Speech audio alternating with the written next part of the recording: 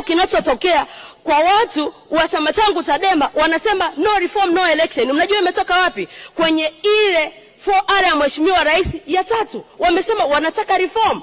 Ni kwa nini wametaka reform? Kwa sababu ya past experience. Sisi wote huko ndani tumewahi kukiri kuna wakati mambo yanaweza kwenda ndivyo sivyo. Hivi kwa watu kusema wanataka reform ni kosa? Mheshimiwa Rais yeye ameridhia kwamba hii nchi kama taifa tuje pamoja, tujadili mustakabali wa maendeleo yetu. Ndio maana ameleta reform. Ameongelea reconstruction. Kuna shida ya reconciliation.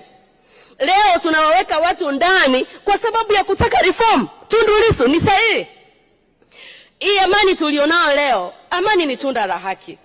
Amani tulionao leo, kuna watu wamefanya kazi kubwa mpaka amani tunayo leo. Hatuwezi kukubali kuivuruga amani kwa sababu ya ubinafsi wa uchaguzi. Hatuwezi kutaka kuhimiza Tanzania. Kwanza wanasiasa ni wangapi? Kwanza wabunge ni wangapi? Mawaziri ni wangapi? Kwa population ya Tanzania watu zaidi ya milioni 60. Na then tunapaswa tukae chini kama taifa, tupate mustakabali. Wamekuwa wakitoa mfano,